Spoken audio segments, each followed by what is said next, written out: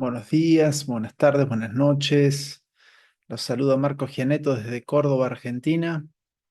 Vamos a continuar con el curso introductorio al análisis forense de manuscritos. Hoy ingresamos al módulo 10, al último módulo. Este módulo va a constar de 3 clases.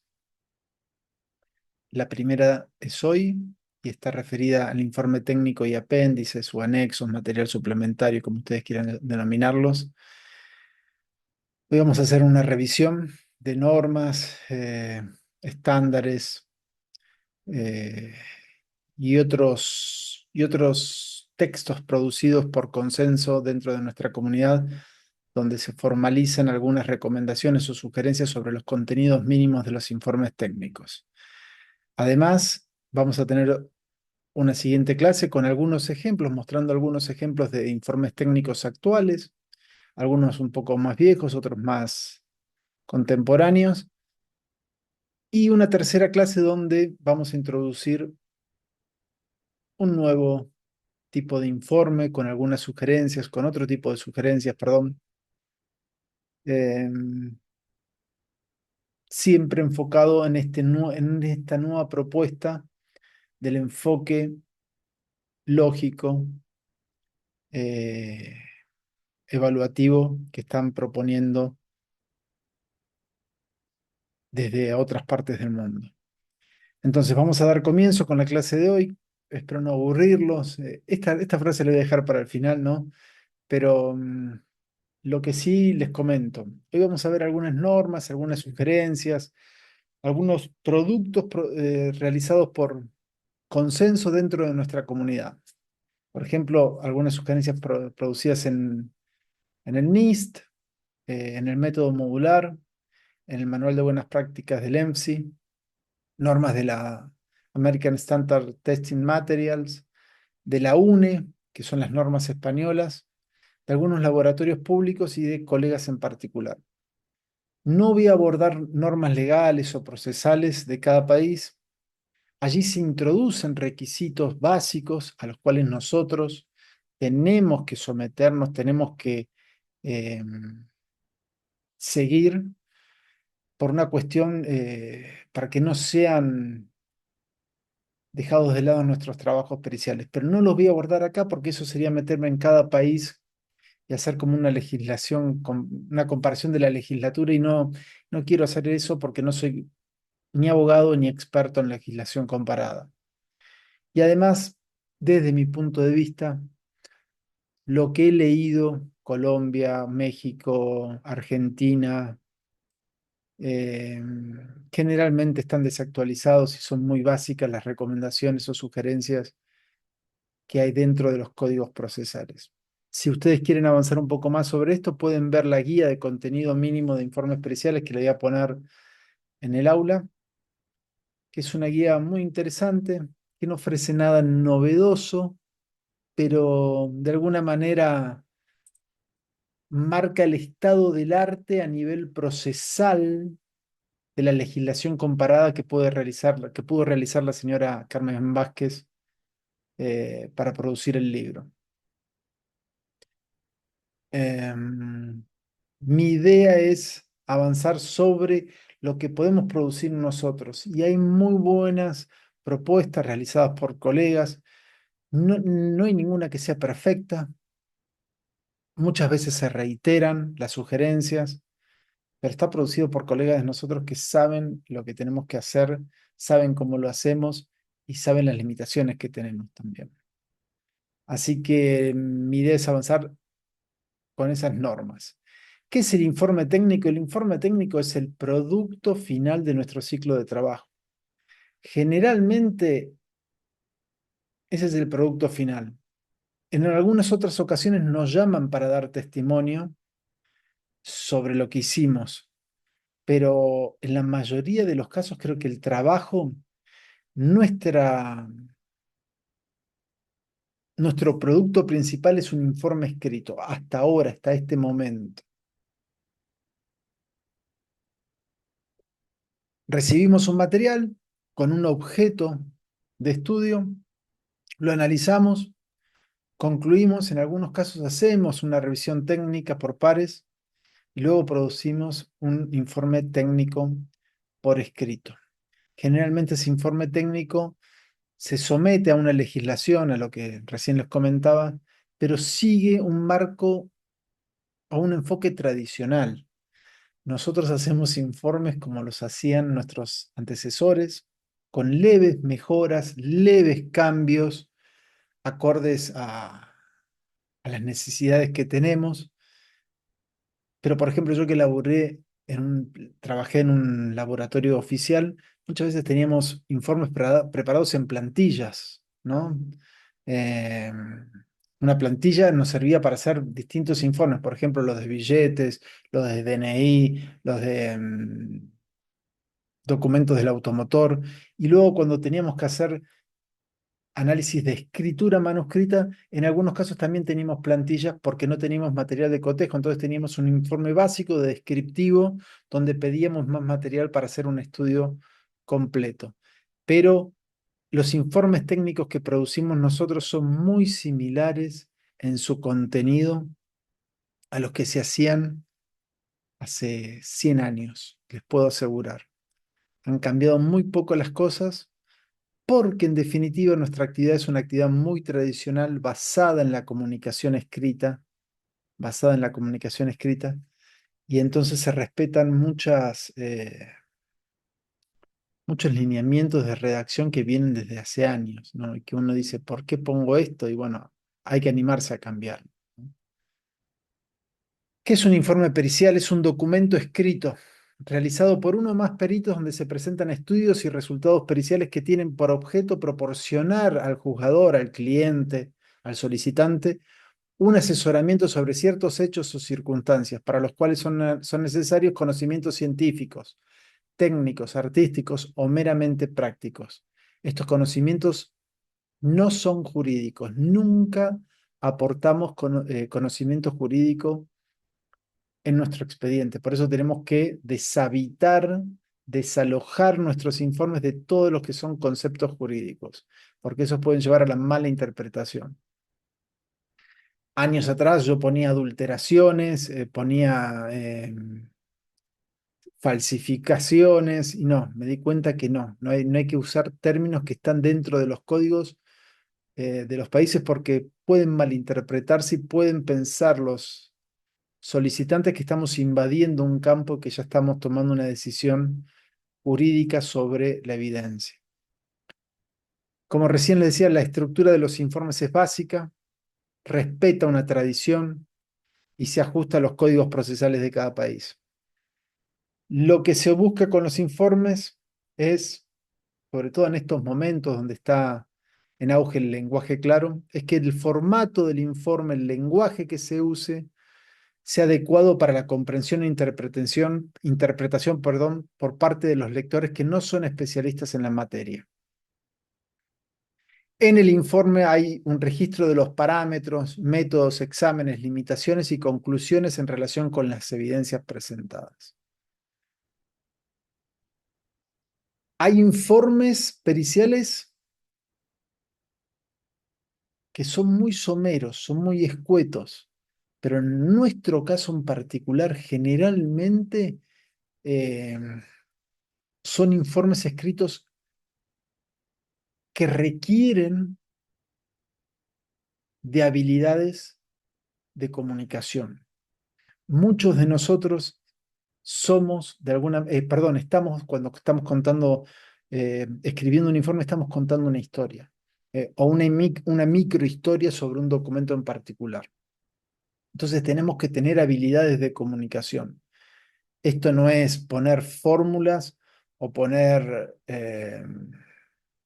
un informe de ADN o un informe químico donde hay muchas fórmulas y quizás el relato no juega un rol fundamental. Nosotros, recordemos esto, la definición de documentología, en nuestros estudios generalmente es un proceso histórico reconstructivo.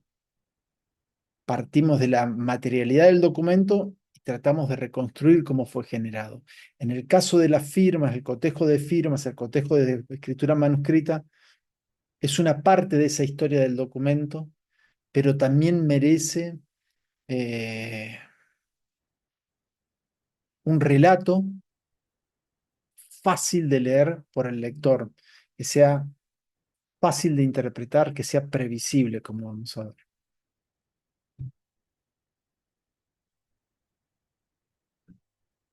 Dentro de la redacción de un informe se involucran muchos factores humanos que no solamente tienen que ver con el perito, sino con el lector, con la circulación del informe, cuántos lectores va a tener.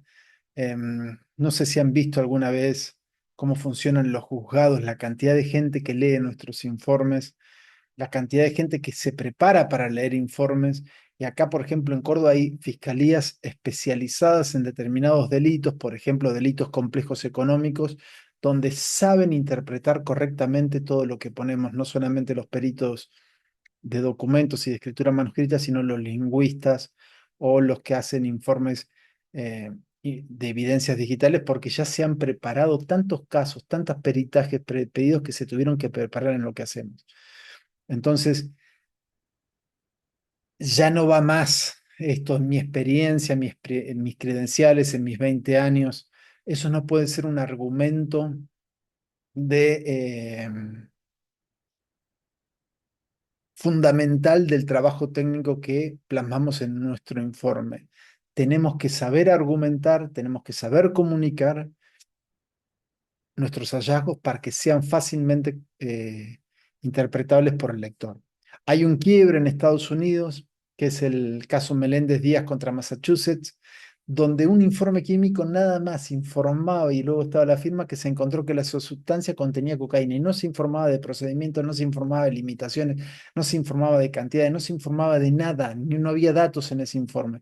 Entonces hubo un quiebre ahí. ¿Por qué? Porque se exigió a partir de ahí que los informes tengan un contenido mínimo donde el perito explique mínimamente lo que está realizando, lo que ha realizado en el laboratorio y por qué, cómo llegó a esos resultados. Detrás de ese informe seguramente había muchos factores humanos involucrados en la producción de ese informe, pero se escribió simplemente una línea. Entonces tenemos que tener cuidado con la información que te ponemos en el informe para que no haya ambigüedades en la interpretación, pero también para contar cómo llegamos a esa información. Es importante que sepan los lectores que ese hallazgo, esa conclusión a la que llegamos en nuestro informe, tiene un correlato con una fundamentación. Y esa fundamentación tiene que estar bien argumentada, bien contada. Eso sería lo importante. Hoy se nos exige ¿eh?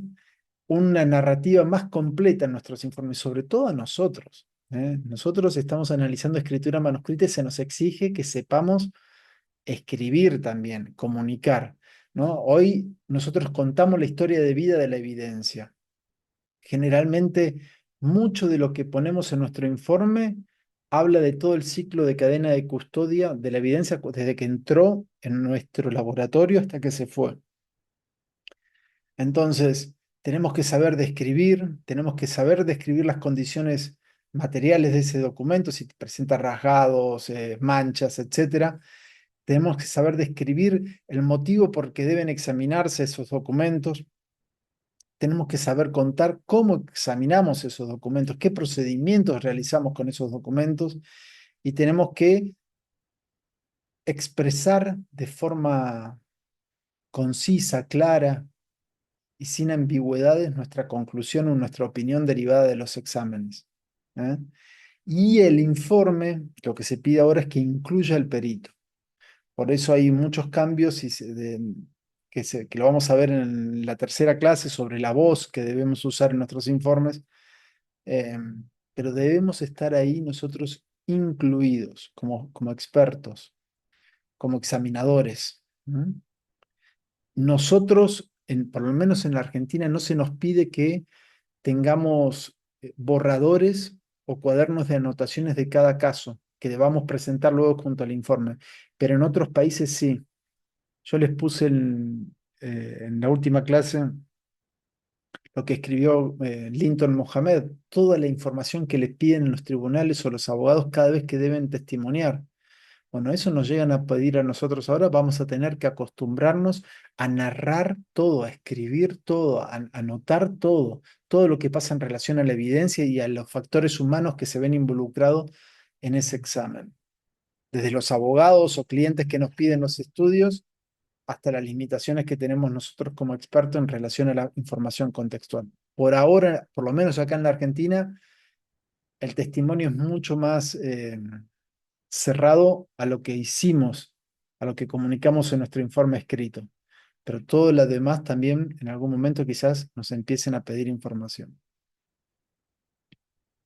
Esta es una investigación muy interesante que es del año 2013, fue publicada en el 2014, que hizo Jay Siegel. Jay Siegel es un experto que tiene muchas enciclopedias de ciencias forenses muy interesantes y hizo una investigación en cuanto a los informes. Eh, pero no solamente a nivel de examinadores de documentos, sino a nivel criminalística en general. Y dentro del examen de documentos analizó 421 informes de laboratorios de distintas laboratorios, federal, estatal, local y regional.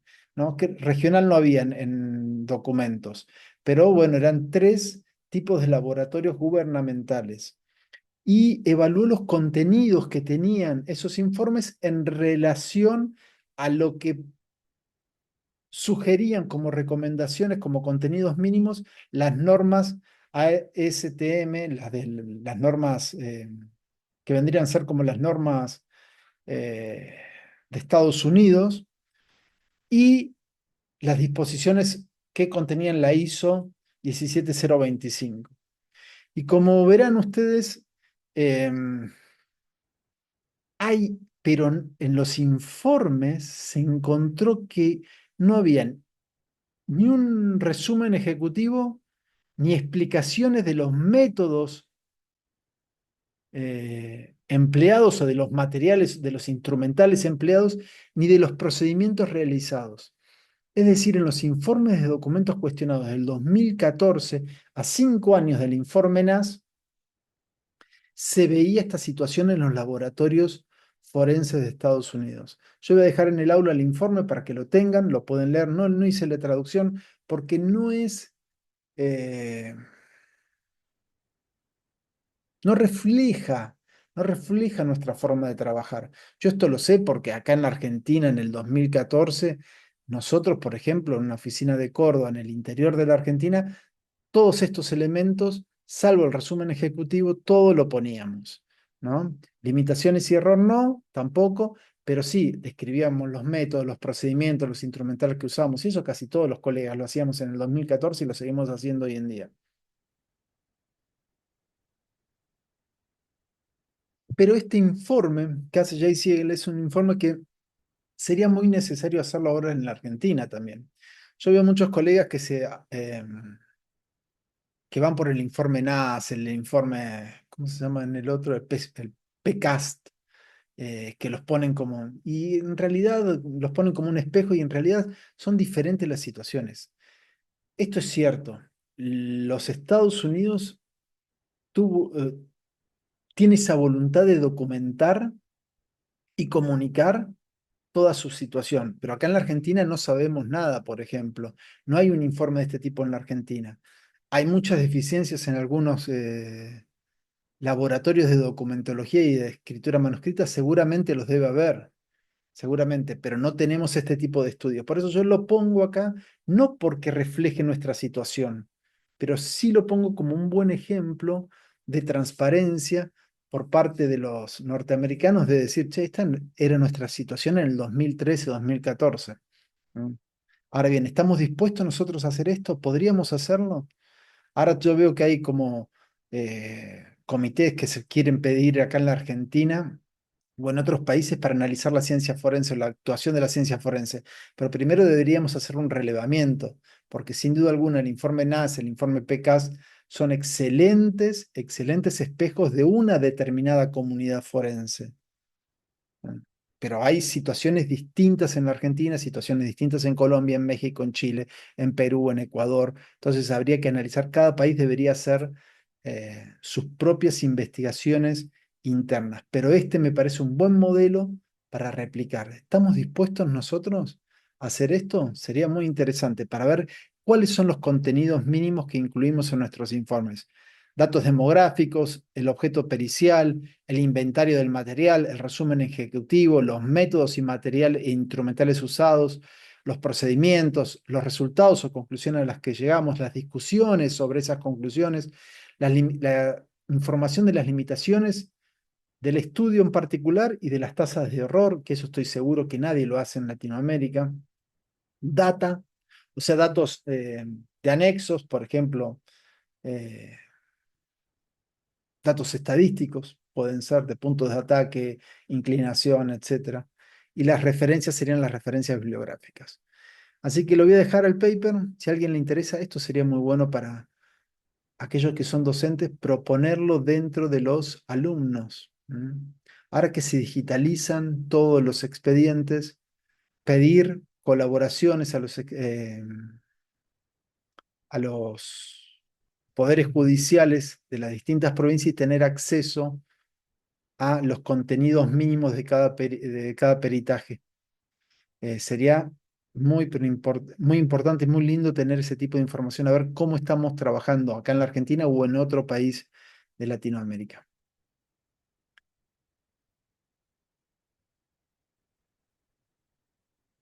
Hay distintos tipos de informes periciales. Nosotros generalmente, cuando trabajamos en forma privada, generalmente hacemos informes evaluativos o informes técnicos.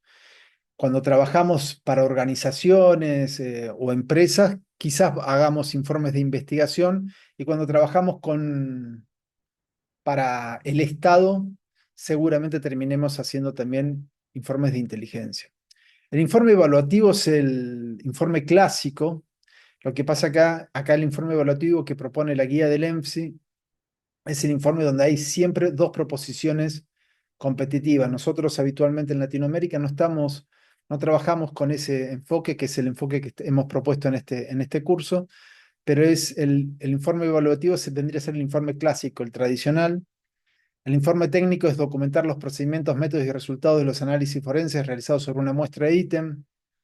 Por ejemplo, casos así bien descriptivos, podría ser una nota de suicidio encontrado en una escena del crimen, perdón, en un lugar o en un hecho eh, del crimen. El informe de investigación es para orientar la investigación policial o judicial, a menudo utilizando resultados preliminares o análisis rápido. Estos son los informes de investigación penal preparatoria, por ejemplo, acá en Córdoba. La Policía Judicial de Córdoba podría hacer este tipo de informes. O nosotros también, trabajando para una empresa privada, hacer informes preliminares para orientar el fraude interno que está sucediendo en una empresa. Y los informes de inteligencia son aquellos que contribuyen a la conformación de bases de datos o sistemas de información para detectar patrones, tendencias y conexiones entre casos o crímenes con el objetivo de prevenir delitos o desmantelar redes criminales. Esto generalmente se hace con casos grandes, generalmente vinculados a la documentología, billetes, carnet de conducir, licencias del automotor, etcétera, etcétera, etcétera. En firmas o en escritura manuscrita podría darse en casos de amenazas o en casos de que tengamos un falsificador que esté falsificando a diestra y siniestra de dentro de nuestro territorio.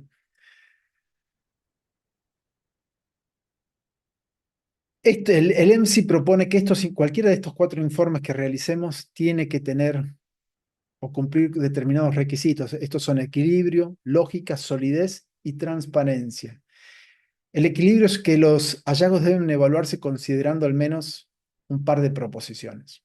Sabemos que esto es algo nuevo para nosotros, pero es algo con lo que hemos trabajado siempre. Siempre en nuestra cabecita estaban las dos personas diciendo falsa, auténtica. Y eso lo pueden ver en el libro de Del Picchia. Del Picchia siempre está pensando en el continuum de bipolar, ¿no? ¿Es auténtica o es falsa? ¿Es disfraz o es una firma inventada, etcétera?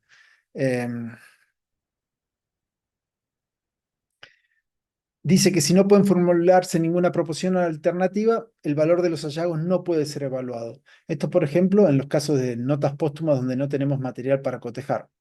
En el caso, los forenses deben declarar claramente que no están informando sobre el valor de los hallazgos. Esto es muy importante para el enfoque evaluativo. En el informe tradicional, lamentablemente, nosotros vamos, o no sé si lamentablemente, trabajamos sobre conclusiones categóricas, pero cuando es un enfoque evaluativo, sí o sí tiene que haber un equilibrio basado en dos explicaciones posibles. La firma es falsa, la firma no es falsa. Perdón, la firma es falsa, la firma es auténtica. Por supuesto, se explica de otra manera, pero yo lo estoy haciendo de manera simple ahora para que ustedes lo entiendan. ¿Eh? Lógicos, los informes tienen que tener una lógica interna.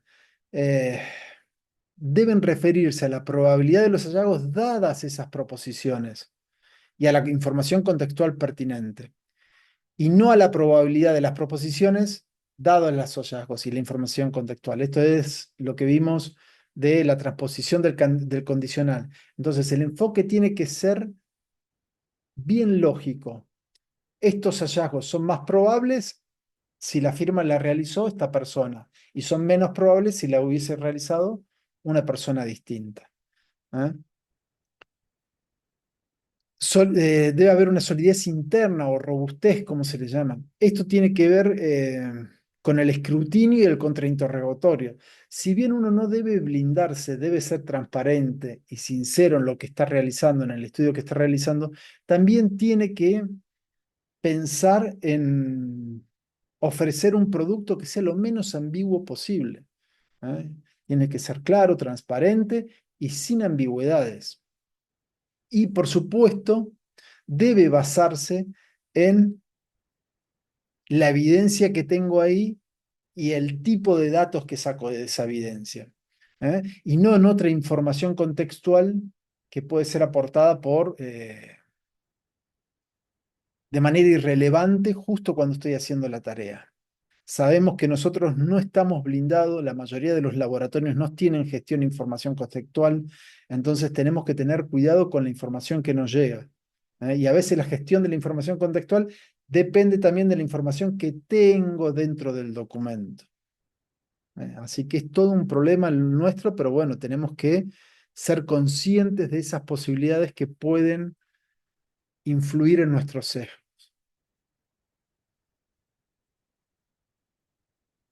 Bueno, acá habla también del enfoque evaluativo, la razón de verosimilitud, a lo cual nosotros no estamos habituados a trabajar, pero que ya hemos visto en clases pasadas.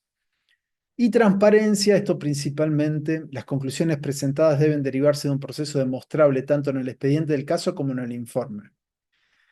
El expediente del caso son las anotaciones que yo les digo. Todos los peritos van llevando una anotación y además producen un informe.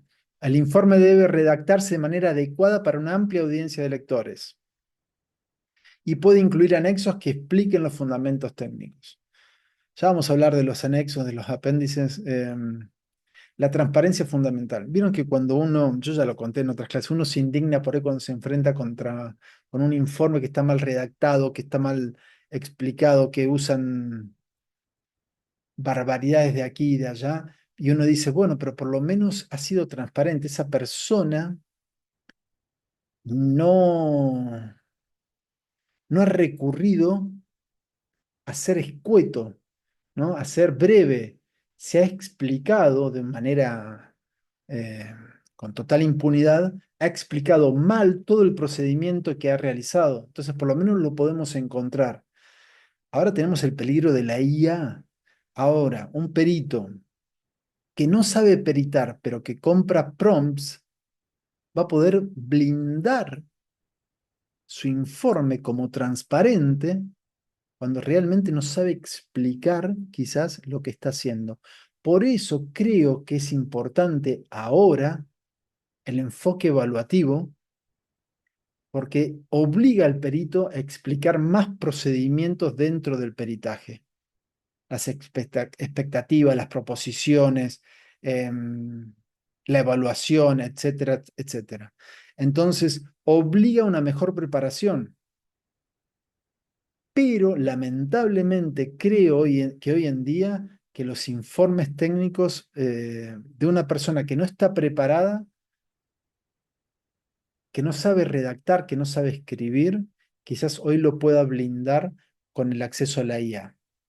A ver, son distintas las habilidades, son distintas las competencias. Una persona puede ser un excelente perito, pero a la hora de redactar no tiene habilidades para comunicar. Puede que existan esas personas, ojo.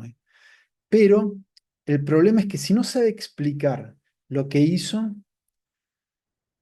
estamos ante una caja negra, un perito que no sabemos cómo trabaja. Entonces es importante adquirir habilidades argumentativas, habilidades lógicas, vinculadas a la lógica, para poder explicar lo que hicimos o lo que estamos haciendo en ese momento. Sabemos que nosotros no trabajamos en situaciones ideales, generalmente trabajamos con poco material para analizar, con un material dubitado que puede estar disfrazado o puede ser una imitación o puede estar en fotocopia o puede estar digitalizado. Entonces, nuestras condiciones de análisis no son nunca ideales, son muy pocas veces ideales, perdón. Entonces, tenemos que tener en cuenta eso. ¿Qué tenemos que saber explicar? No solamente lo que analizamos, sino las limitaciones que tenemos en ese análisis y las posibilidades que puede haber de no estar detectando otras fuentes de incertidumbre dentro de ese material. Esto es muy importante. Yo siempre digo, la fotocopia se puede analizar porque es un documento escrito, pero ojo, hay otras eh, limitaciones que tiene la fotocopia. Entonces no voy a poder llegar nunca a al mismo nivel de conclusiones que cuando analizo un original, porque estoy analizando una reproducción. No voy a poder usar el mismo lenguaje, los mismos términos. Se involucran otro tipo de terminología.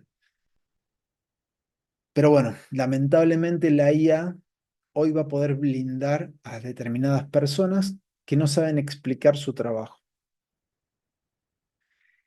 Estos cuatro requisitos que proponen el EMSI en su guía para los informes evaluativos, ¿qué brindan? Si uno sabe redactar, si uno sabe eh, comunicar, lo que hace es que el informe sea previsible para el lector.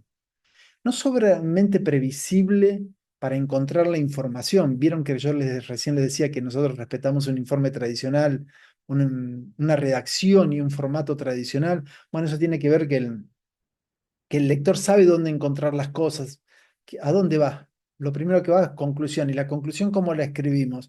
Con mayúsculas mucho y con negrita, la mayoría. Entonces, lo primero que busca es algo que esté en negrita.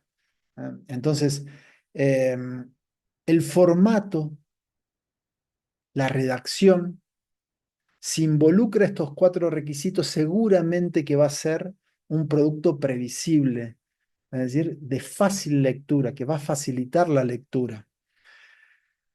Esto habla también de anticiparse. El lector cuando vaya leyendo el informe ya va a saber lo que viene a futuro, porque está pensando como el perito también. Está metido en un camino redactado de manera equilibrada, con lógica, transparente y sólido, entonces se va sintiendo cómodo y va caminando ese camino junto al perito. Va a haber claridad en la acción, el mensaje es tan claro que el receptor sabe qué se espera de él y cómo actuar. ¿eh? Se tienen que evitar sorpresas o ambigüedades, se tienen que eliminar los dobles sentidos, las ambigüedades o transcripciones innecesarias de textos o leyes. ¿Para qué? Que es lo que siempre digo, ponen todo el mamotreto de las leyes de la escritura. ¿Para qué? ¿Con qué objeto? ¿Qué cumple eso? Copiar y pegar es una plantilla, sí, pero ¿y qué función cumple en ese informe? Explícame. Seamos más a menos en la redacción, pensemos en la otra persona. Si nosotros establecemos ese tipo de empatía, la otra persona va a empatizar con nosotros. Es una forma de persuadirlo también al otro. Mirá que ameno, qué bien que escribe, cómo me fue llevando. Pasó del sarcasmo a la seriedad y se da cuenta. ¿eh? Entonces, tenemos que apelar a eso. Y la estructura lógica, bueno, eso sería ideal, que tengamos una formación en una redacción lógica, eh, porque eso va a influir en una lectura intuitiva del informe. Pensemos que los abogados, los jueces, son personas que están acostumbradas a leer. ¿Eh? Entonces, si nosotros narramos y exponemos nuestra historia de ese informe de una manera amena, se va a enganchar la persona porque es una persona que está acostumbrada a leer. Esto no se trata de lo tengo que persuadir, lo voy a engatusar de esta manera. No, no. Estas personas son personas inteligentes que están tomando una decisión en base a lo que nosotros estamos exponiendo. Entonces, lo único que nosotros tenemos que evitar es rellenar nuestro informe con información irrelevante para esa tarea que realizamos. Yo entiendo que muchos nos hayamos formado con las leyes, con el decálogo, con tatín, tatán, patín, patón, pero ¿qué función cumplen en mi informe? Y si soy más escueto y si pongo una referencia online abajo para que vea eso, si me tomo un trabajo de armar una página o un blog y voy poniendo todas esas referencias para que las vean, o si las incluyo en fotocopias en un anexo, en apéndice, sino en el medio del informe, entonces, dentro del informe tenemos que hacerlo previsible, que el lector no solamente en el formato esté bien diseñado para encontrar lo que tiene que encontrar, sino también que sea fácil de leer, que le guste leerlo y que marque una diferencia en relación a los otros informes. ¿Ah?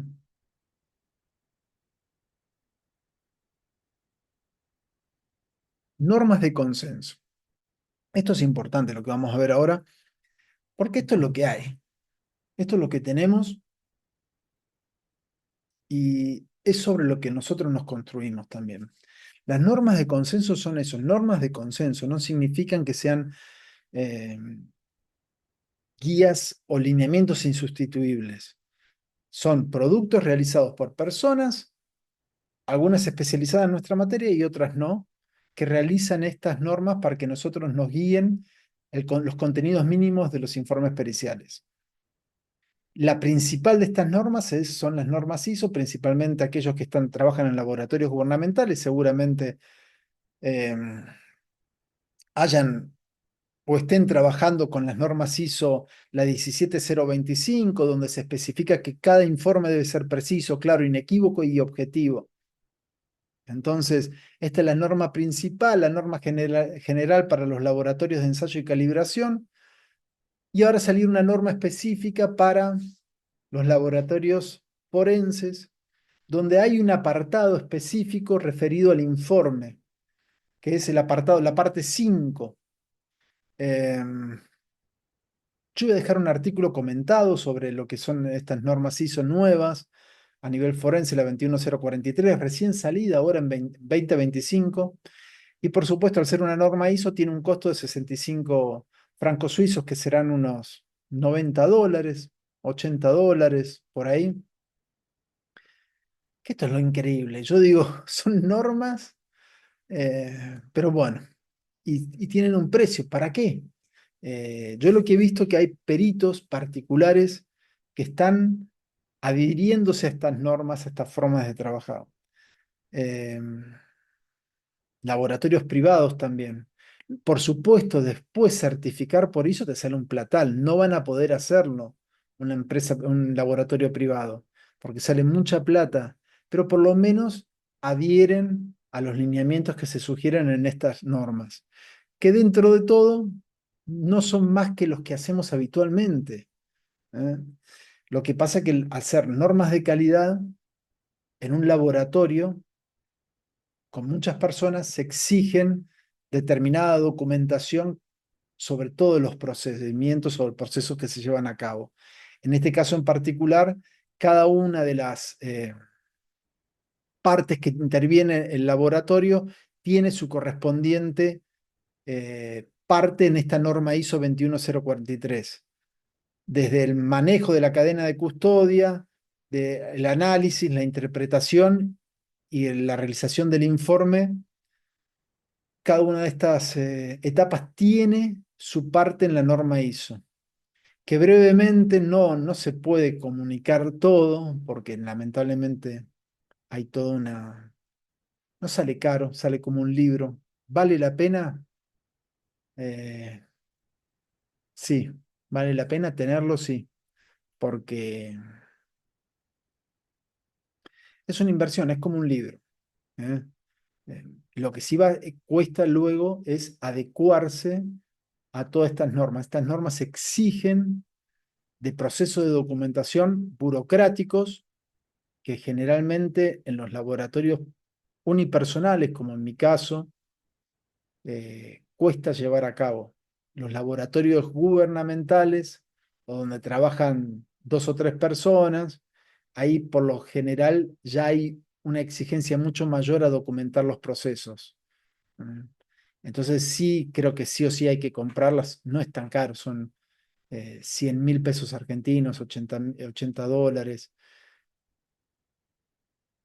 Pero a lo que voy, no se van a encontrar con una diferencia, un plus eh, sustancial para nuestra competencia forense.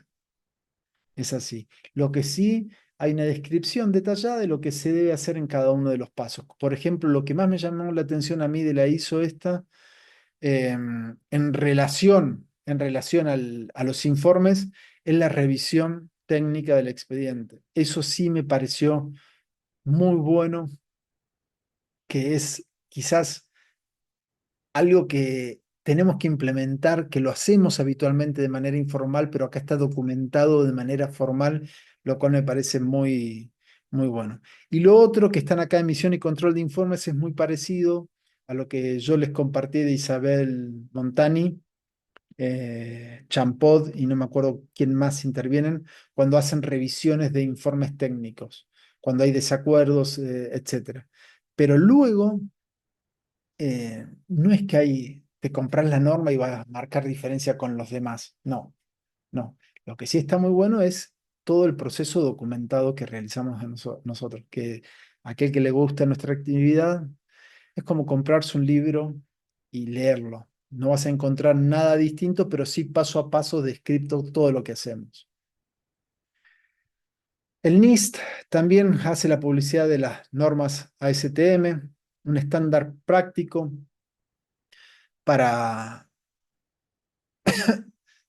la realización de los informes técnicos de todas las disciplinas, no solamente nuestra. Este sí es también de todas de todas las disciplinas, no es nuestro, perdón, eso no lo había aclarado en la norma ISO que salió ahora de ciencias forenses, pero hay muchos puntos que casi todos abordan la temática de la documentología también o del informe, del examen de firmas y manuscritos. Y luego, esta norma ASTM, la E620 del año 2018, también es una norma paga, eh, $64. eh, y bueno, hay que pagarlos y yo creo que si me tengo que quedar con una, me quedo con esta, la norma ISO, si tienen que elegir. Eh, Esta tiene básicamente lo que dicen todos los grupos de trabajo de nuestro, de nuestra disciplina, los datos mínimos que tienen que tener los informes técnicos. Quizás lo más novedoso en el año 2018, entendible para el destinatario, ya están hablando de lenguaje claro, pero todo lo que es lo demás son requisitos básicos mínimos que los voy a dejar ahí en el aula para que ustedes los vean, con lo cual no es tampoco algo que marque una diferencia si compras la norma, no es que vas a tener una información diferenciada en cuanto a lo que sale en los libros o en los grupos técnicos que trabajan en nuestra disciplina. Pero es una norma que yo calculo que los laboratorios forenses de Estados Unidos eh, siguen, los laboratorios gubernamentales, que la deben tener en cuenta y que no se aparta de lo que nosotros habitualmente hacemos en nuestros informes. No me voy a detener en estas normas porque ya van a ver que más adelante me interesan otras que están disponibles en forma gratuita. La UNE es otra norma española, 47 euros, un poco más barata.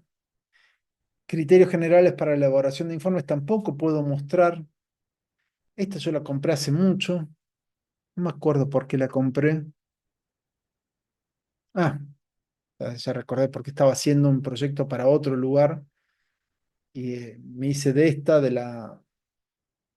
una norma de México que ahora voy a mostrar también.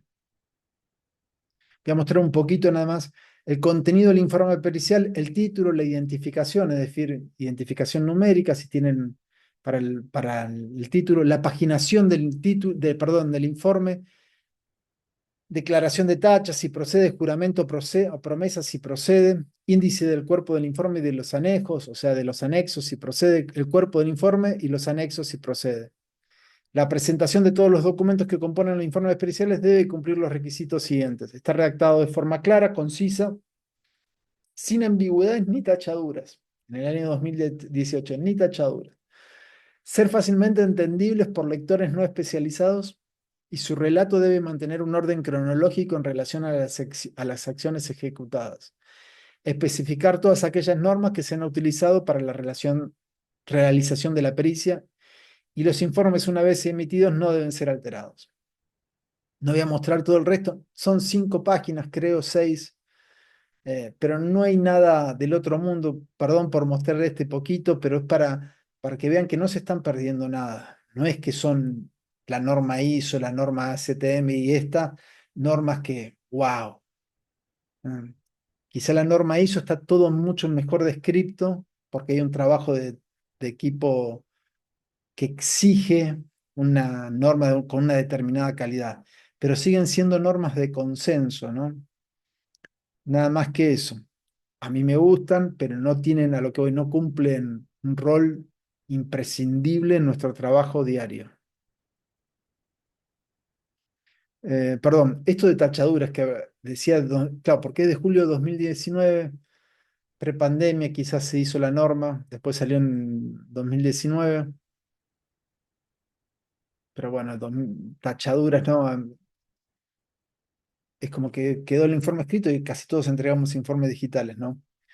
Y ahora sí, estos sí me gustan. Tanto el manual, perdón, la Red Europea de Institutos de Ciencias Forenses como el NIST tienen manuales de buenas prácticas que también son manuales o informes del estado del arte en un determinado continente. Acá en Europa, Estados Unidos en el continente norteamericano, en Norteamérica, si ustedes quieren decirle, pero son estados del arte.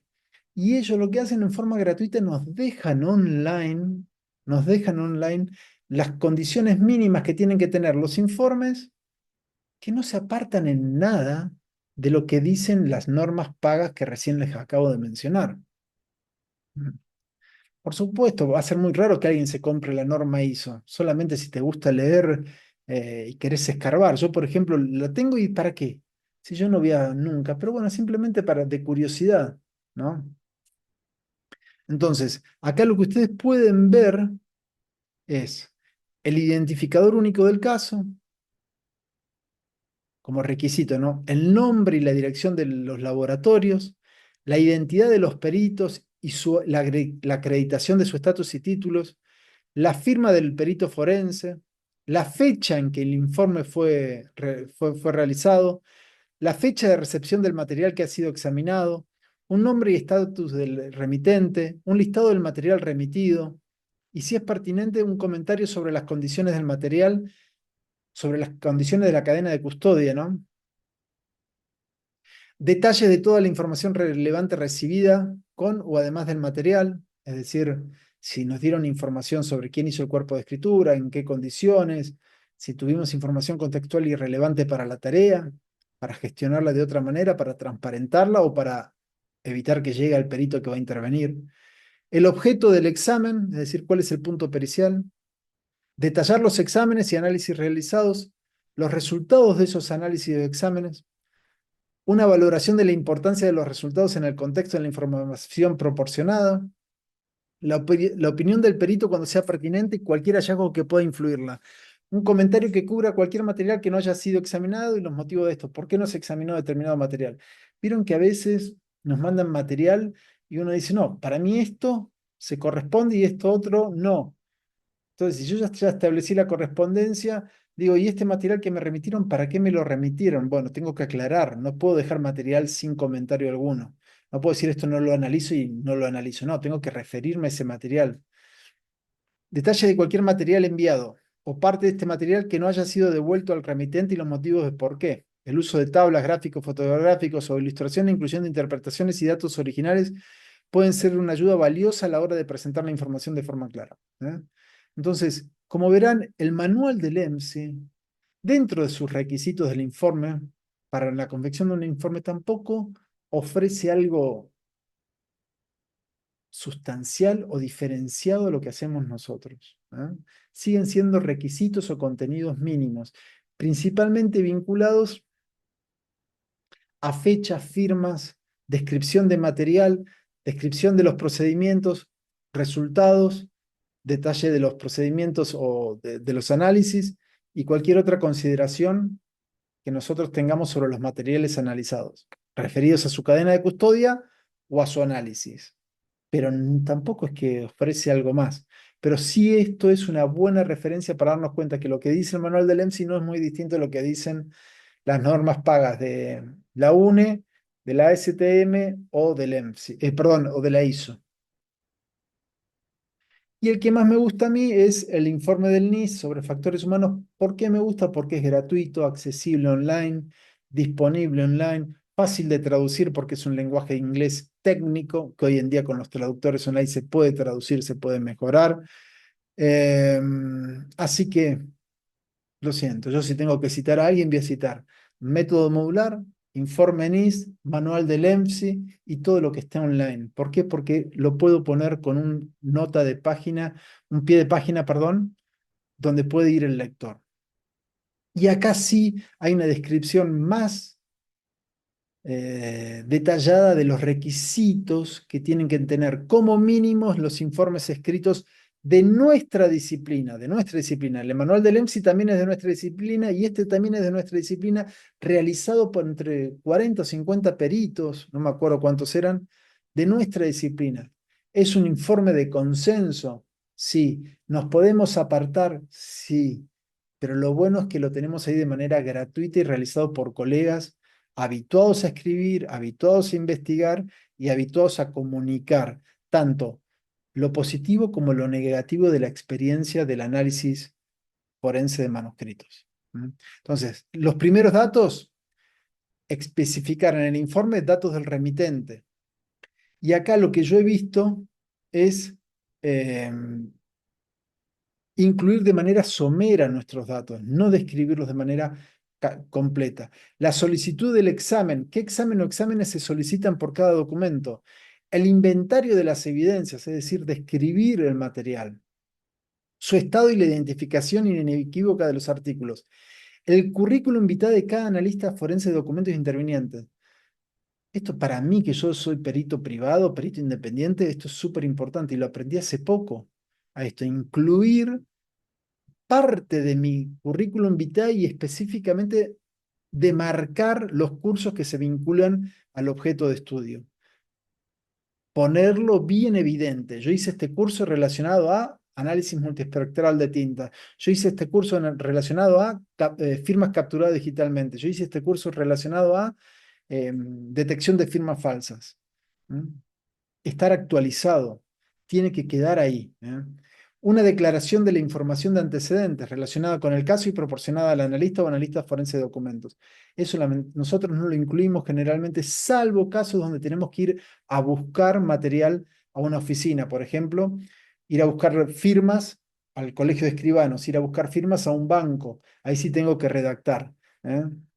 Qué hice, cuándo lo hice, con quién lo hice y qué hice en ese lugar. Una declaración de las proposiciones. Nosotros eso no lo hacemos, pero yo creo que está muy bueno realizarlo.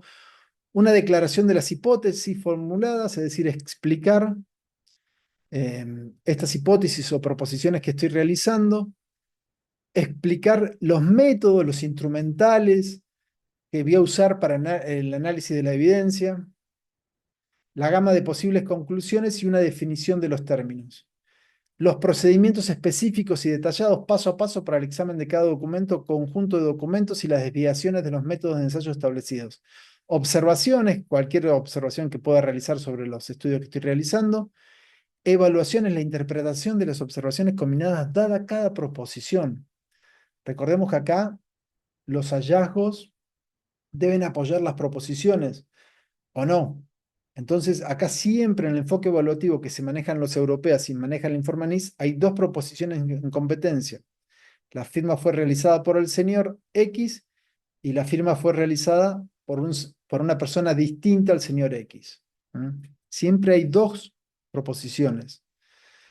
Conclusiones, una declaración completa de las conclusiones alcanzadas basada en las observaciones y evaluaciones. Cuando se hacen asociaciones, la importancia de la asociación debe ser comunicada claramente y calificada apropiadamente. Acá porque ellos trabajan con conclusiones con niveles distintos de probabilidad.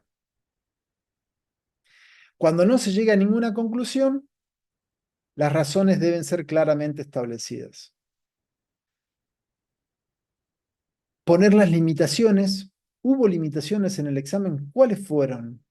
Capaz que las hubo. El material no era contemporáneo, el material era escaso, el material de indubitado se presentaba en fotocopia. Tasas de error, una declaración de las posibles fuentes de error y si están disponibles, tasas de error pertinentes. Si la tasa de error pertinente no es conocida por el laboratorio, ese hecho debe ser revelado.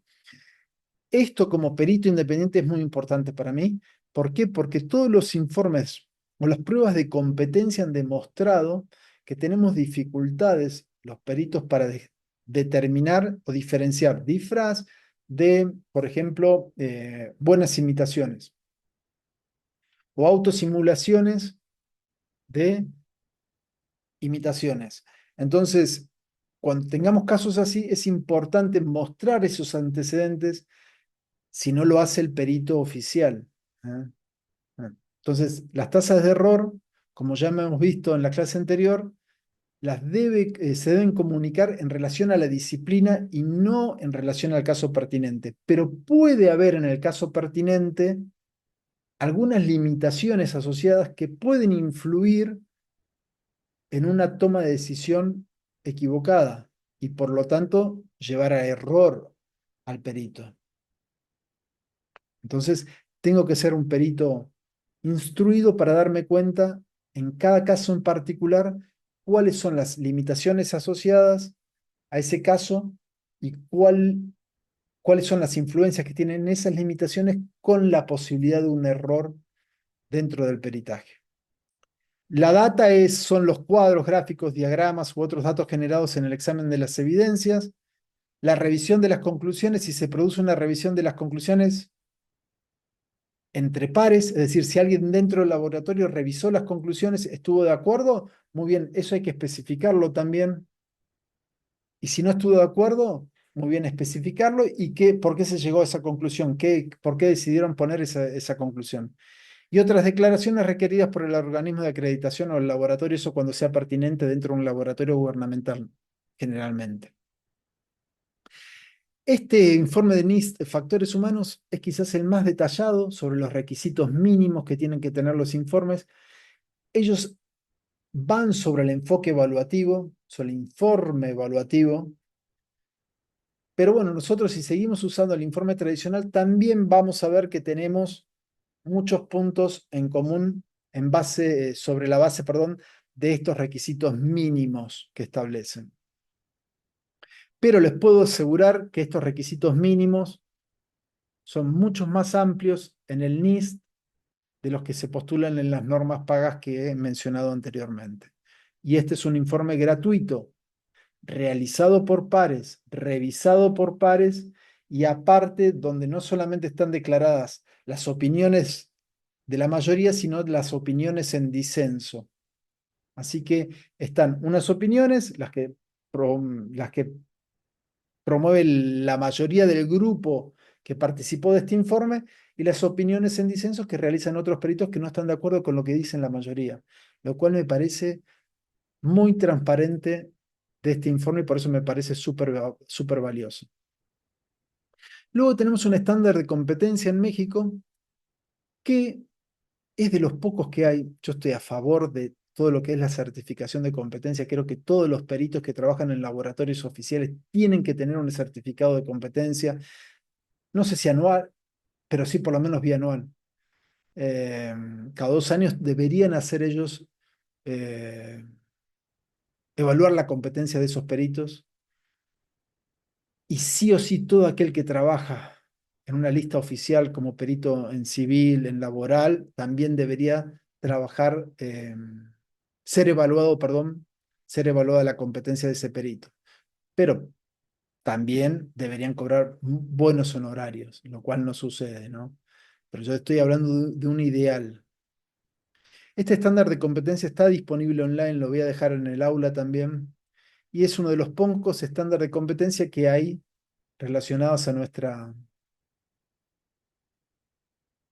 disciplina y principalmente publicado de manera gratuita, porque hay otros estándares de competencia que que lo manejan empresas privadas también de Estados Unidos y creo que Australia era la otra, pero no los publican eh, abiertamente. Sí los resultados por ahí, pero no los estándar.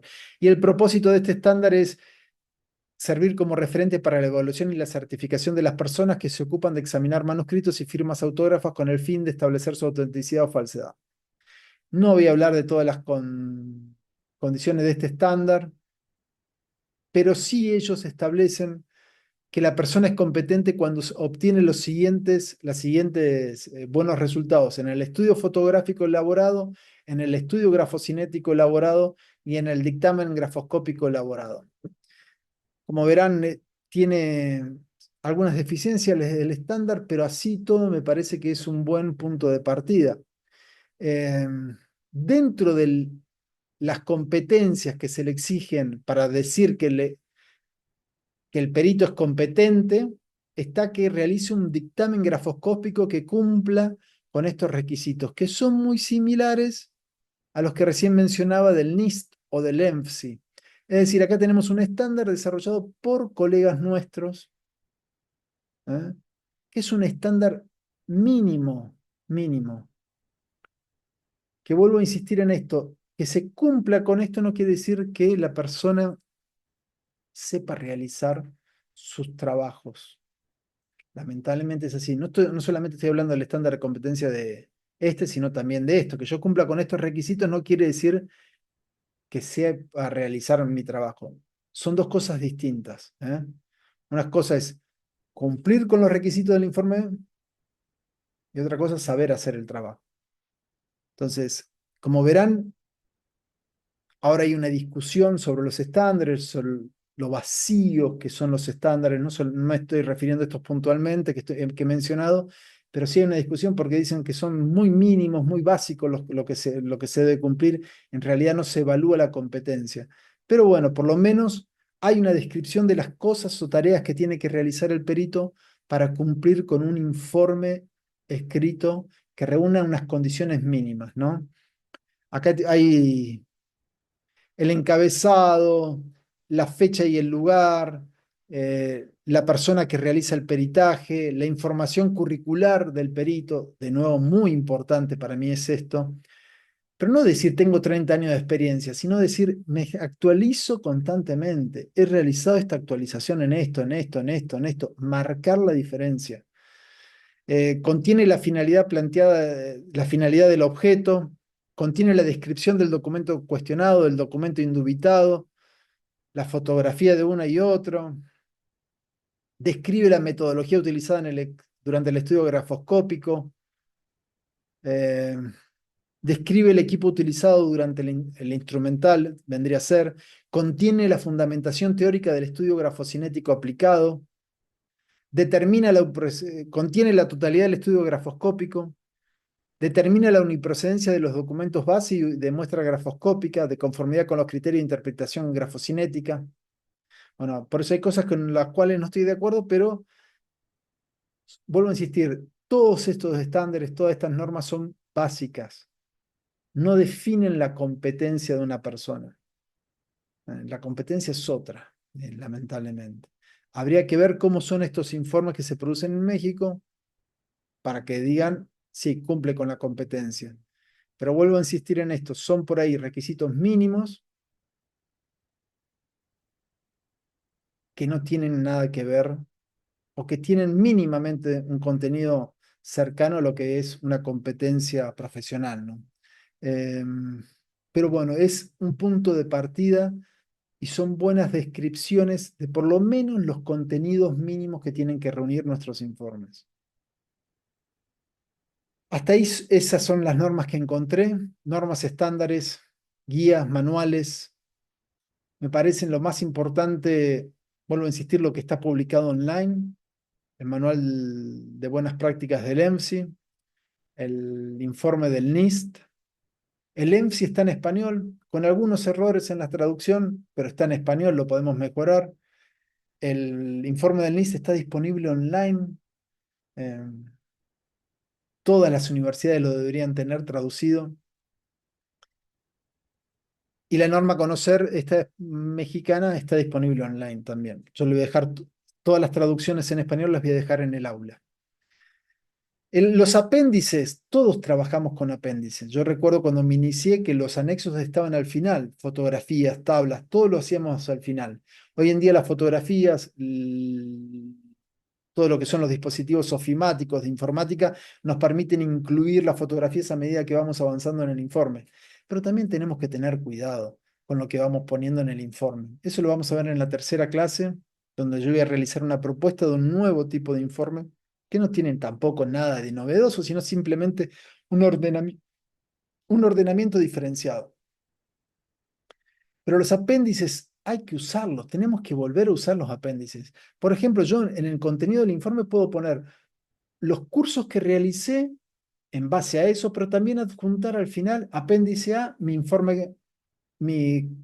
currículum completo. Y especificar el currículum completo se encuentra al final para no recargar toda la hoja. No es necesario por ahí poner una página entera sobre mi formación, pero sí especificar sobre los puntos concretos que me están pidiendo. Yo me formé en eso. Tengo formación actualizada. Eso es muy importante que el juez o el decisor lo sepa. Las fotografías también. ¿Por qué no poner la foto? Yo veo que mucha gente describe los materiales y va poniendo todas las fotografías. ¿Es necesario hacer eso? Y si todas las fotografías de los materiales los pongo en un apéndice, al final, apéndice A, el currículum, apéndice B, descripción integral de los materiales con las fotos. Eso me parece que es muy importante. No rellenar los informes con fotos, fotos, fotos que no tienen luego ningún valor al momento de definir la cuestión que se está planteando en el informe. Igual que una descripción eh, integral del documento que me llevan 3 páginas, 4 páginas cada documento. ¿Para qué? Pongo documento A, pagaré tanto, punto, descripto en el anexo en la parte tal. Y así, ¿me entienden?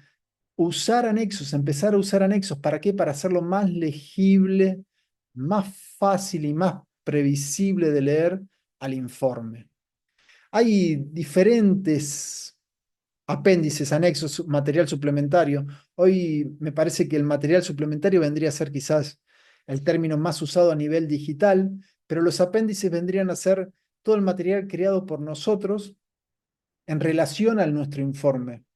Los anexos vendrían a ser todas las referencias que puedo poner ajenas a mí. Por ejemplo, yo suelo incluir fotocopias de libros.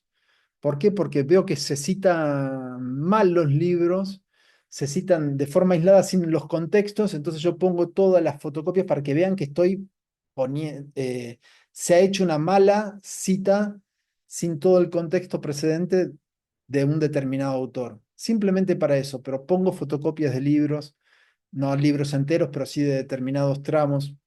Em, Pongo referencias de enlaces en los anexos de otras páginas donde pueden ver de videos de YouTube. He puesto de muchas referencias mediatizadas que sirven cuando está digitalizado el expediente, que ellos puedan cliquear e ir. Recordemos que los juzgados tienen internet. em, yo he puesto clases abiertas que están en internet donde explica muy bien el docente con un determinado currículum, explico quién es el docente y le pongo, vean esto en el minuto tal, a partir de este minuto, cómo explica este fenómeno el docente. Lo he puesto videos, he puesto referencias bibliográficas que están disponibles en online. Y vuelvo a insistir, yo ahora estoy usando el término material suplementario porque me parece lo más apropiado, porque se aproxima más a lo que son los archivos digitales, todo lo que son los artículos que hay disponibles online, casi todos usan el término material suplementario, pero apéndice, anexo, material suplementario, ustedes pueden usar el término que ustedes quieran. Lo importante es volver a usar los apéndices, no meterlo todo en el informe. Es mi opinión, por supuesto. Ya vamos a ver en la tercera clase mi propuesta, pero hay que volver a usarlos. Las fotografías, hay algunas recomendaciones de cómo incluir fotografías. La norma a conocer también tiene algunas sugerencias, pero creo que este estándar es muy interesante. Ahora se está haciendo, se había avanzado mucho en el OSAC y en el NIS, el grupo de trabajo estaba avanzando mucho sobre cómo teníamos que hacer procesamiento de imágenes, qué guías teníamos que seguir, pero lamentablemente, bueno, ahora Trump ha hecho caer los presupuestos destinados a estas áreas, entonces no sé si se va a avanzar sobre eso. Así que lo que hay disponible ahí hay un estándar de SWG2, que es el grupo de expertos que nació con el FBI y que hoy día todavía sigue publicando y por suerte ha publicado algunos estándares en español que no son nada del otro mundo, pero sí sirven de guías. Vuelvo a insistir, los estándares, todo esto, no, son guías interesantes que documentan procesos, entonces nos pueden servir. Tablas, gráficos, descripción detallada de los materiales, vuelvo a insistir esto, no es necesario hacerlo en el cuerpo del informe. En el cuerpo del informe puede ser una descripción somera y luego en el anexo describirlo bien con fotografías, todo el material. Documentación de pruebas o experimentos realizados, notas y actas vinculadas al peritaje, como esta que yo les mencioné recién, tuve que ir a tal lugar a pedir, a sacar fotografías de una firma, bueno, la nota puedo juntarla ahí, el currículum del perito, me parece una excelente práctica, fotocopias de libros o impresiones de referencia en páginas web. Yo eso lo uso, no he tenido ningún problema. Está bien, yo trabajo como perito de control generalmente en la parte penal, entonces no he tenido problemas en romper un poco las barreras e incluir otras referencias que no están disponibles en, en los libros, sino que están disponibles online. Y apunto a esto, a un lector que tiene acceso a Internet. Entonces, si tiene acceso a Internet, puede acceder al informe del NIST, puede acceder al informe del EMSI, al manual del EMSI, perdón, puede acceder a la norma a conocer, puede acceder a videos grabados, eh, por ejemplo, por Carmen Vázquez o por cualquier referente que ustedes consideren vinculado a la prueba pericial.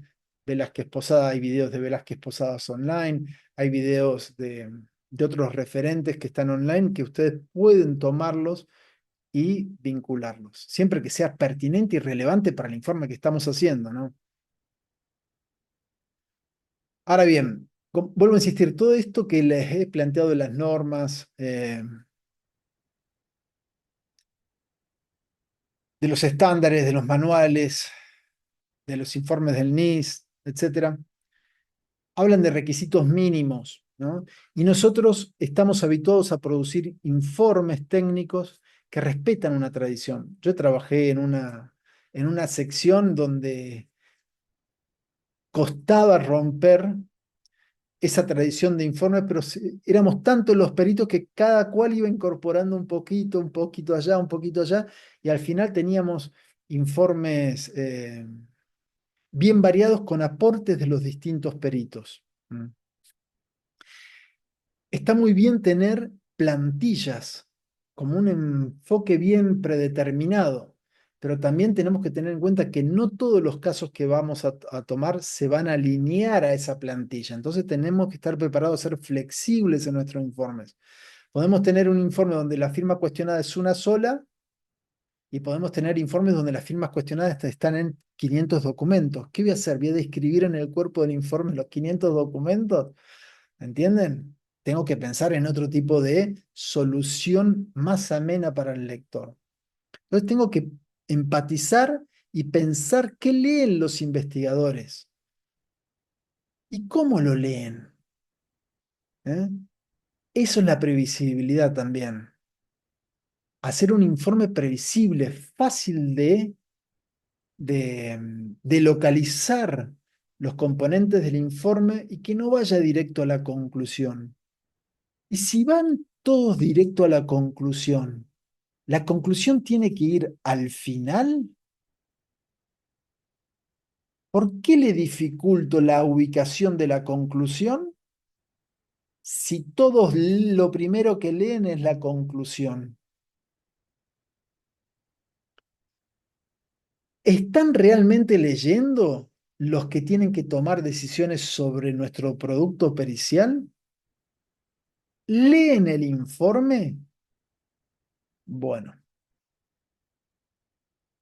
porque esto es muy importante, lo que hablamos antes de los requisitos de los informes, porque dice el EMSI, que hablan de la previsibilidad.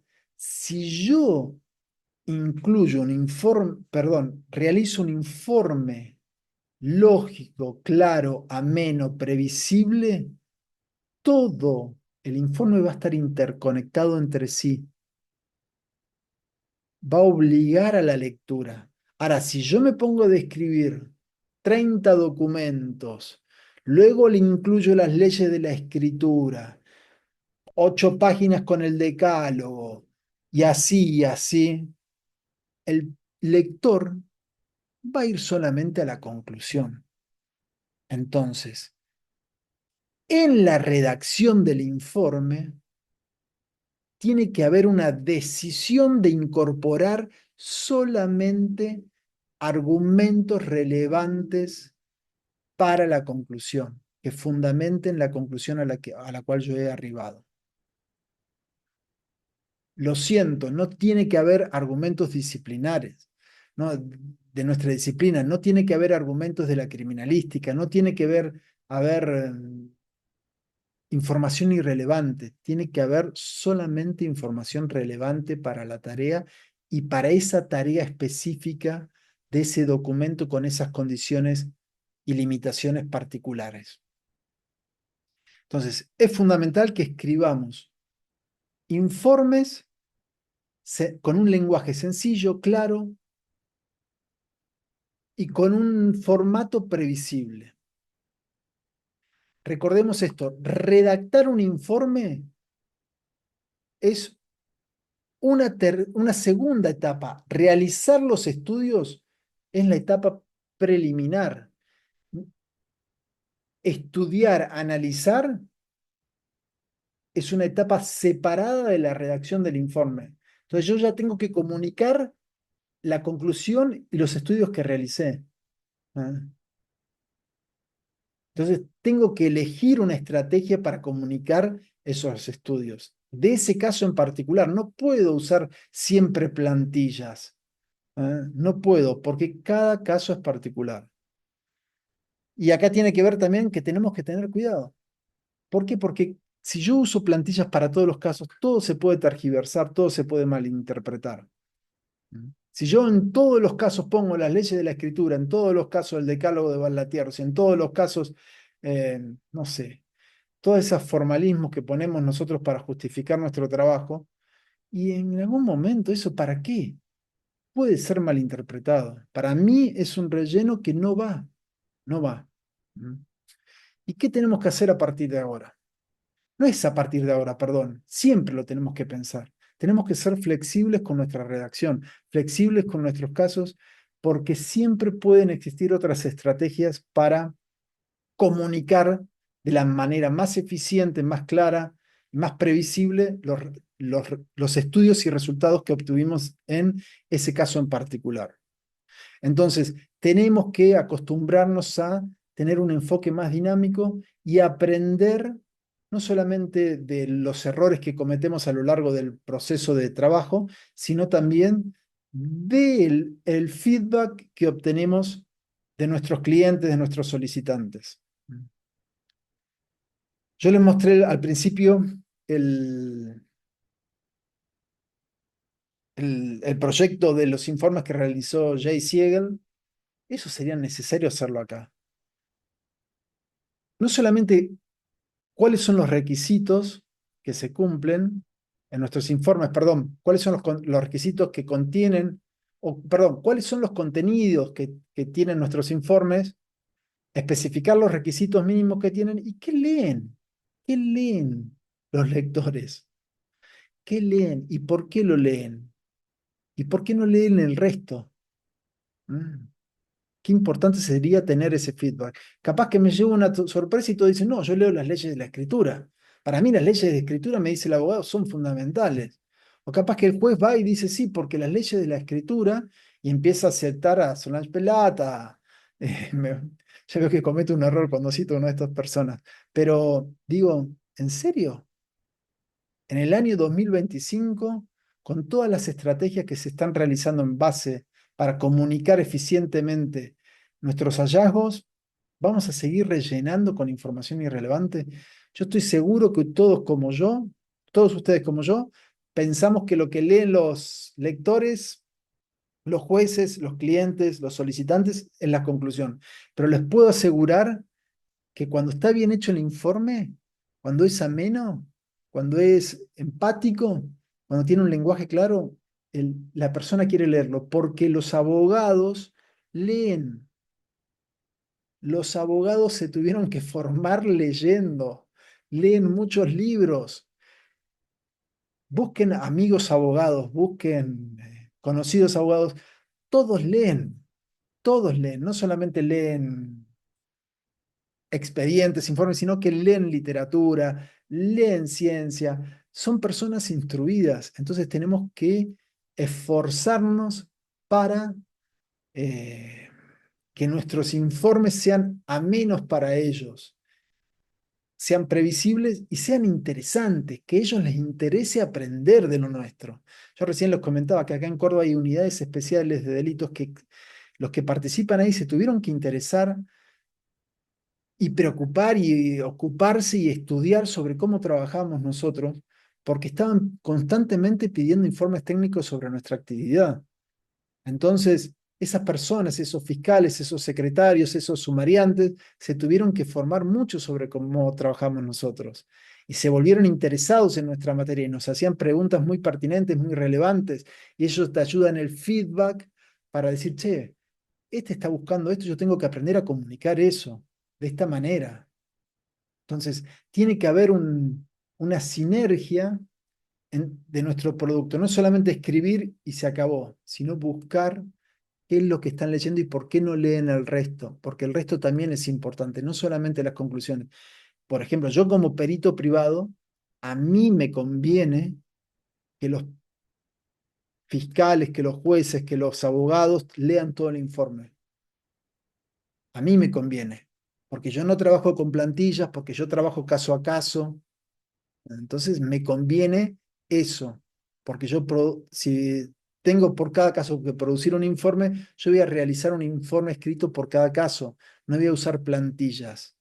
Entonces yo busco eso, de tratar de realizar informes a menos para que el otro me lea. Y una vez que me lea, diga, che, pará, yo a este lo entiendo mucho mejor que al otro. Por supuesto, no es tan lineal eso, pero sí se puede buscar. Tenemos que ser eh, conscientes de que estamos escribiendo un producto que puede ser mal interpretado. Mm. Eh, y esto tiene que ver con lo que planteaba la cita al principio, ¿no?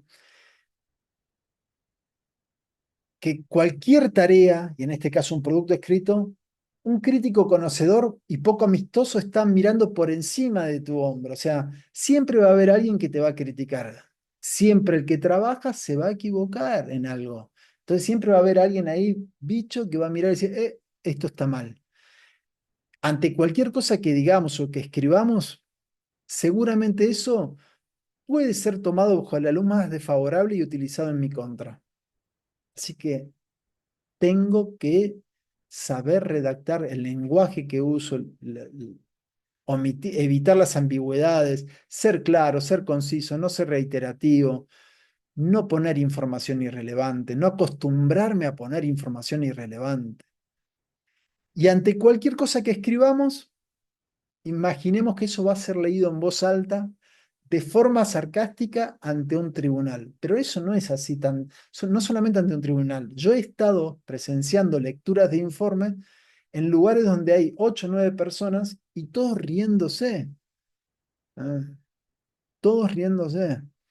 ¿Por qué? Porque hay cosas que nosotros eh, pensamos que estamos trabajando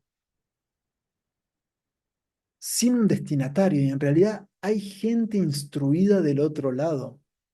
Entonces tenemos que aprender a redactar, a reformular nuestros informes en relación al caso que nos tocó.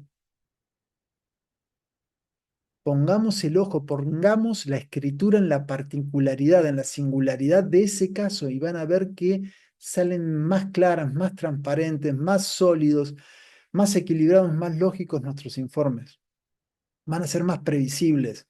Si yo pongo plantillas, plantillas, y bueno, va a tener todo el mismo formato, pero no van a ser a menos para la lectura. Conclusiones para esta parte de la clase, del módulo. Creo que los estándares, las normas, los manuales, el informe del NIST, perdón, plantean requisitos mínimos de un formato y un contenido donde prime el equilibrio, la lógica, la solidez y la transparencia. Sin embargo, vuelvo a insistir en esto, estas normas, estos estándares, estos manuales no implican que aquel que se ajusta a esos términos sea competente en la materia. La competencia es otra, ¿no? Eh, y vuelvo a insistir en esto, el formato, la redacción debe adecuarse en el receptor y solicitante.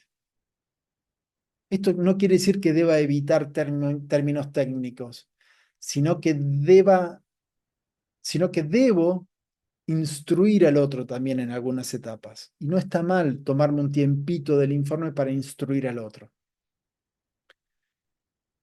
Tiene que ser previsible el informe, tiene que el lector a medida que vaya leyendo el informe tenga que decir, ahora me va a explicar esto, ahora viene esto. Por ejemplo, en los disfraces gráficos, yo veo que muchos parten y dicen, del cotejo surgen similitudes en esto, en esto, en esto. Y yo digo, pero no dicen la disimilitud más obvia, que hay un disfraz.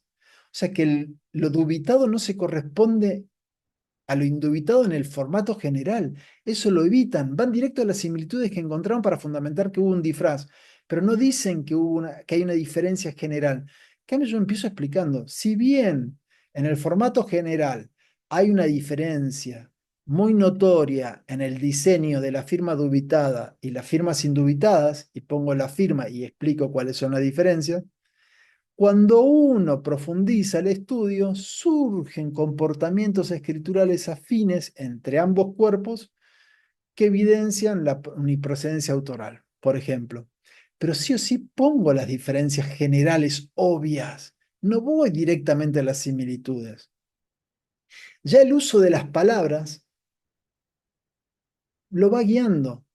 Pongo si bien, ya el otro dice, ah, mirá, yo también veo las diferencias, pero me puso si bien, quiere decir que encontró otras cosas. ¿Eh? Entonces, el uso de conectores, de determinadas formas de redactar, vuelven previsible a ese informe ante un lector preparado en la lectura. Y vuelvo a insistir, para mí los abogados leen. Yo conozco abogados y todos son lectores. Pero bueno. ¿Qué hacemos con nuestros informes? ¿Nos apegamos a las normas o apego a las recomendaciones de la comunidad? Yo prefiero el informe del NIS, el manual del EMSI, las normas conocer antes que las otras normas pagas. Es mi predilección. ¿Por qué? Porque son gratuitas, están accesibles online y dicen lo mismo, básicamente. Ojo, la norma ISO es necesaria para aquellos laboratorios que quieren acreditar. ¿La quieren comprar? Cómprenla si son laboratorios independientes. Es muy buena información, pero no aporta nada diferenciado, nada sustancial que los haga decir yo estoy por encima de los demás. ¿No? La competencia profesional es otro tipo eh, de habilidad, otro tipo de comportamiento. No tiene nada que ver con un apego a una norma o con cumplir con determinados requisitos mínimos. Y la última conclusión, a modo de pregunta, ¿es posible reformatear nuestros informes en función del medio digital? Yo creo que sí. Ojo, yo no tengo conocimientos amplios de lo que se puede hacer en un informe digital, pero sí, en un medio digital, perdón, pero sí creo que es el momento de volver a prácticas del, previas al uso de la computadora. Es el momento justo y principalmente vinculado esto al uso, al retorno del uso de los apéndices, anexos o materiales suplementarios. Tenemos que volver al uso de ese tipo de dispositivos. ¿Por qué? Porque van a facilitar la exposición de determinados hallazgos en esos anexos y también van a facilitar la redacción y la claridad de nuestros informes. Entonces, para mí tenemos que volver a la práctica y al uso de los anexos, apéndices o materiales suplementarios. Tenemos que retornar a eso. Nos va a facilitar y mucho la exposición de nuestros informes técnicos. Muchas gracias por la atención. Vamos a continuar con la clase. En la siguiente clase voy a mostrar 5 ejemplos de informes técnicos. Todos están disponibles online. Y en la tercera clase voy a hacer una propuesta. Vuelvo a insistir esto, no tiene que ver con cambiar nada, nada sustancial, sino cambiar el orden de las cosas para facilitar la lectura y comprensión de nuestros informes. Nada más que eso. Y es una práctica que yo estoy llevando cada vez desalojando más de cosas innecesarias al informe técnico, al cuerpo del informe técnico y poniéndola más en anexos, en apéndices o en materiales suplementarios, como ustedes quieran denominarlos. Pero tenemos que empezar a pensar en un medio digital. Casi todos estamos usando medios digitales para incorporar nuestros informes. Entonces, ¿por qué no reformatear un poco nuestros informes nuevamente? Así que bueno, nos vemos en la siguiente clase y nos vemos en el aula. En el aula lamentablemente voy a dejar muchas lecturas. Espero que sean del agrado de ustedes.